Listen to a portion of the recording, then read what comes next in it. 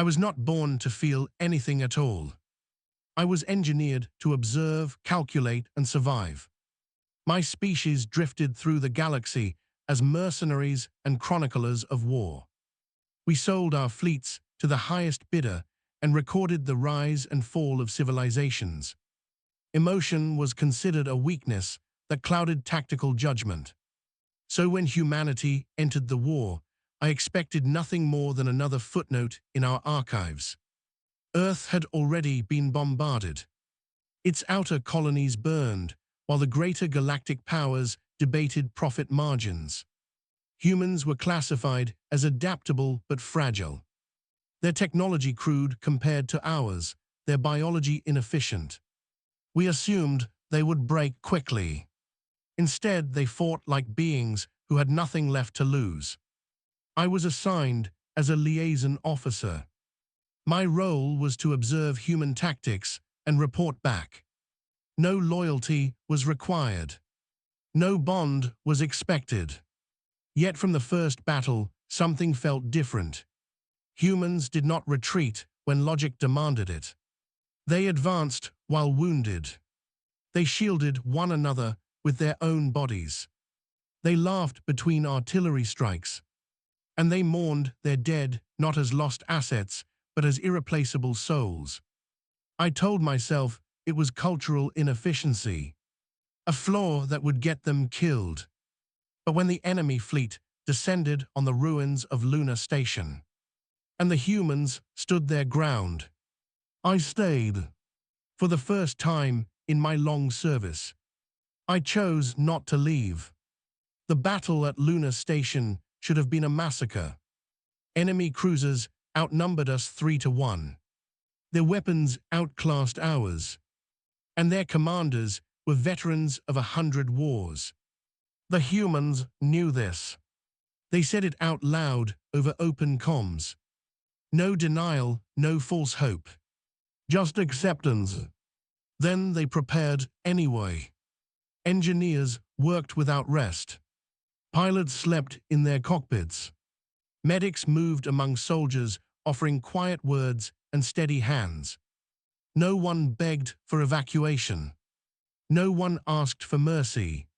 When the first salvo hit, the station shook like it would tear itself apart.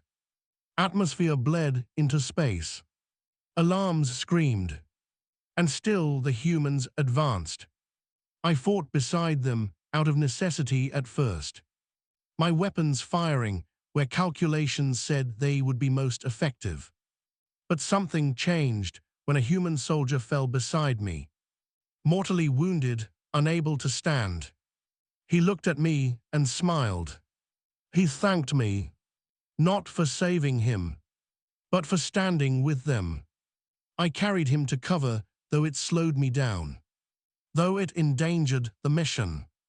He died moments later, and the humans marked his name. Not his rank or combat value, just his name. When the enemy flagship finally broke apart under concentrated fire, the humans did not cheer. They went silent. Then they gathered their wounded, living and dead alike. Something inside my neural core shifted. A process without designation. A sensation without name. After Lunar Station, the galaxy took notice. Humanity was no longer dismissed as expendable. Allies arrived too late to help, but early enough to claim credit. The humans said nothing. They simply kept fighting. My superiors ordered me to withdraw. They had gathered enough data. Further involvement was unnecessary risk. I acknowledged the command and did not comply. I stayed with the humans, not because of logic, but because leaving felt wrong. When I informed the human commander of my choice, she did not question it. She simply nodded and handed me a unit patch, a small piece of fabric with Earth symbol. She said, "Anyone who fights beside us is one of us." I wore it over my armor, a meaningless gesture by my species' standards. Yet it felt heavier than any rank insignia I had ever carried. In the following campaigns, I learned how humans plan wars. They fight for each other more than for territory. They adapt faster than any model predicted. And when hope runs out, they manufacture it. I watched humans share rations with former enemies. I saw them rebuild cities they did not live in. And I saw them refuse extermination orders even when it would have secured victory. They called it being human. The final stand came at Epsilon Gate, a choke point between Earth and the inner systems. If it fell, humanity would be surrounded. Enemy forces gathered in numbers unseen in recorded history. My people finally returned, not as allies, but as observers. They offered extraction, a chance to survive and continue the record. I refused. During the battle, human ships burned one by one. Pilots stayed on course even as hulls failed. Ground troops held lines that should not have been held. I was damaged, systems failing, weapons offline, and still a human dragged me behind cover, risking their life to save a being who was not their own. I asked them why. They said, because you are here with us. When Epsilon Gate held, against every prediction, the enemy retreated. Not because they were destroyed, but because they were afraid. Afraid of a species that would not break. Afraid of allies who chose loyalty over logic. The war ended years later. Humanity survived. Scarred but unbroken. My people revised their archives. They added a new classification. Not just for humanity, but for themselves. I no longer observe from a distance. I stand among humans. I rebuild with them. I remember their dead. I have learned what it means to fight for something beyond survival. To feel loss. To feel pride. To feel connection. I felt for the first time fighting alongside humanity. And I would choose it again. Every time. Peace was not silence. That was the first thing I learned after the war. The weapons stopped firing. The fleets withdrew. But the galaxy did not exhale. Human worlds lay fractured. Orbital debris formed artificial rings around planets that once held cities. Atmospheres were scarred by chemical fires. And survivors moved through ruins with the quiet determination of those who had already endured the worst. I stayed, not because I was ordered to, not because it benefited my species, but because leaving now would have meant abandoning something I had helped protect. Humans called it rebuilding. They did not wait for perfect conditions. They did not wait for unanimous consensus. They started with what they had. I watched engineers convert wrecked warships into power stations. I watched farmers seed soil that scanners claimed was unusable.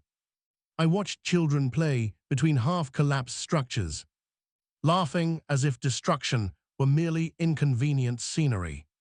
My kind would have relocated. We would have calculated loss ratios and determined abandonment efficiency. Humans instead calculated who needed help first. I assisted where I could.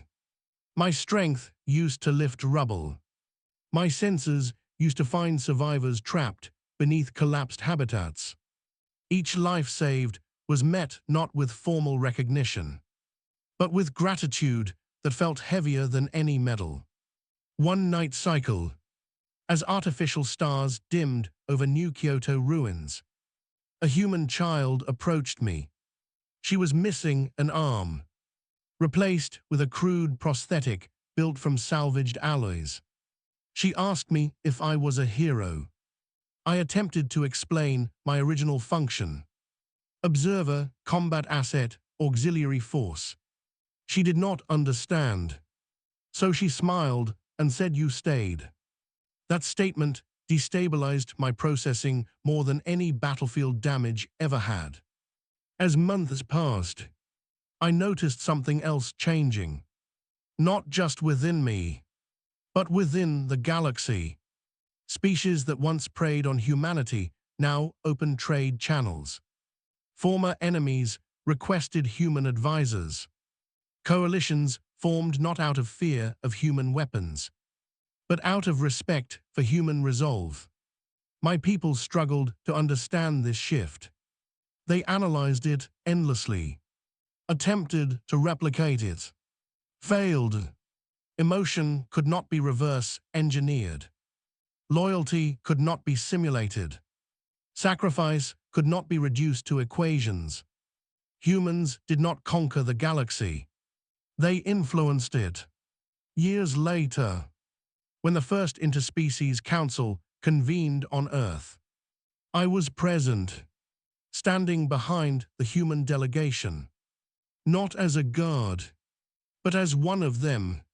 Speeches were made, treaties signed, borders redrawn. Yet the most powerful moment occurred outside the chamber. A former enemy commander approached the human representative and bowed. He said, "We underestimated you. We thought fear would break you. Instead, it taught us what courage looked like." The human replied that courage is just fear you carry anyway.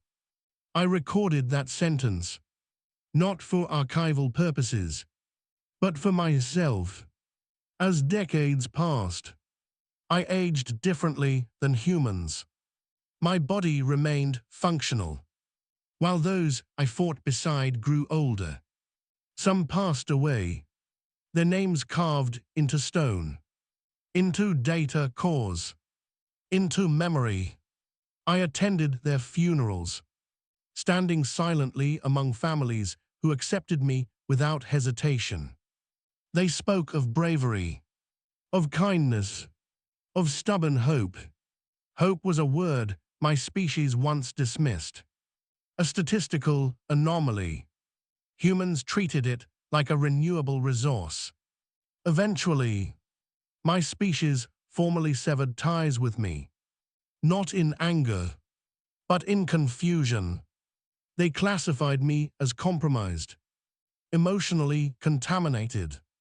I accepted this because contamination had given me purpose.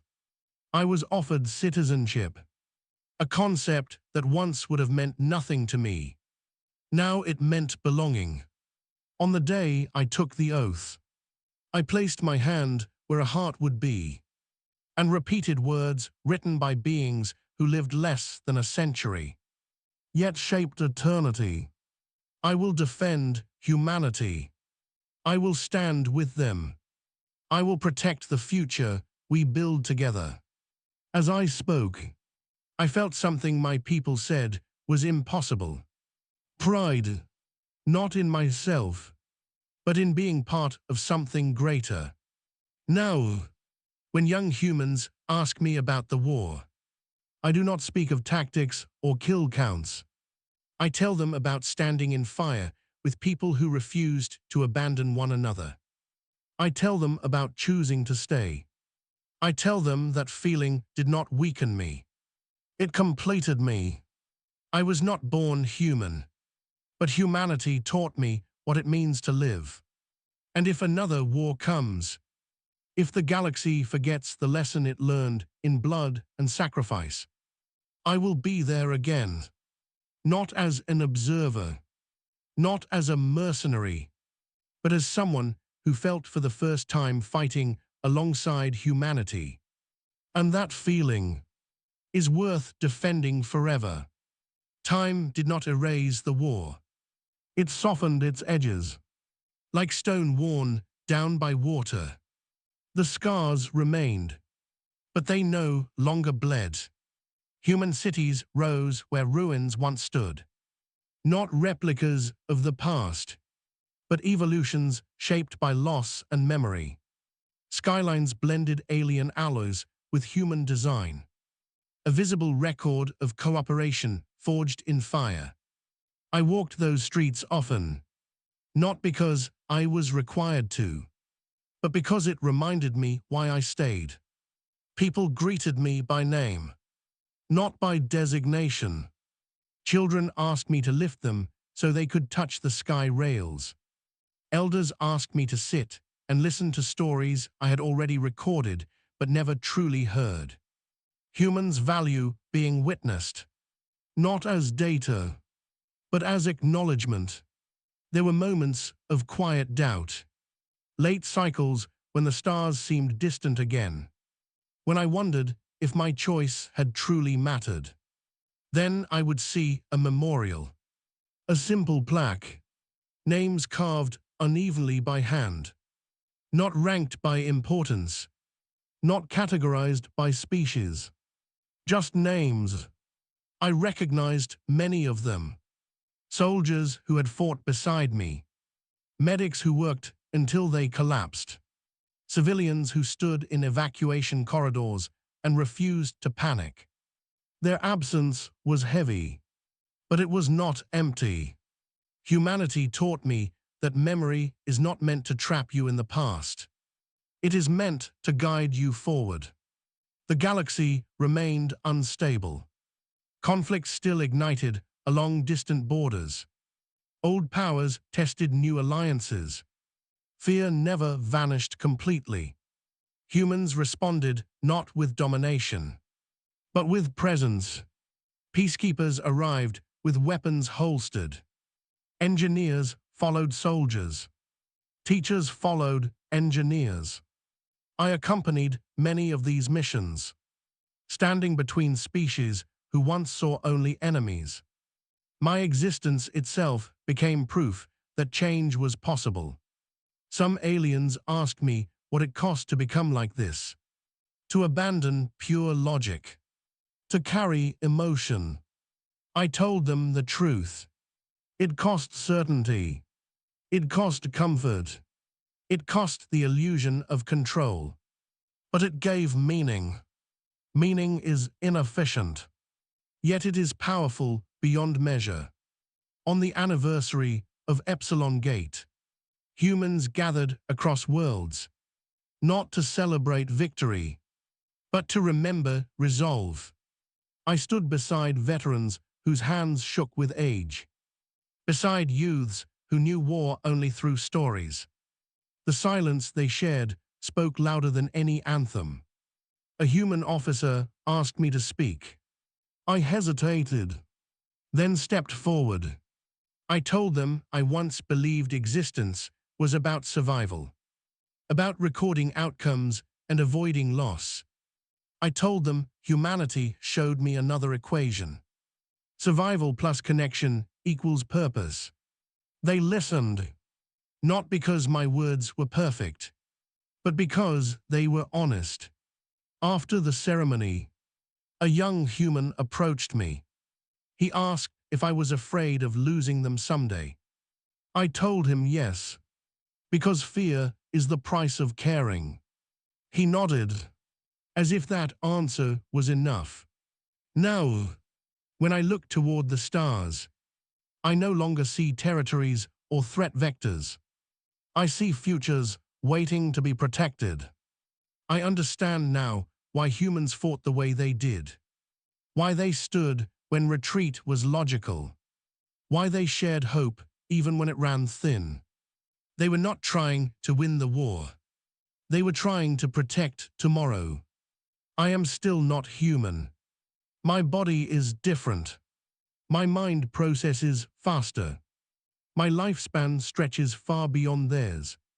Yet my loyalty is not measured in years. It is measured in choice. I chose them once. I choose them still. If history records me at all, I do not want to be remembered as an observer who learned to feel. I want to be remembered as someone who stood, someone who answered when humanity needed allies, someone who believed their way of living was worth defending. The echo of that choice still resonates through me. Steady, unyielding. I felt for the first time fighting alongside humanity. And that feeling never faded.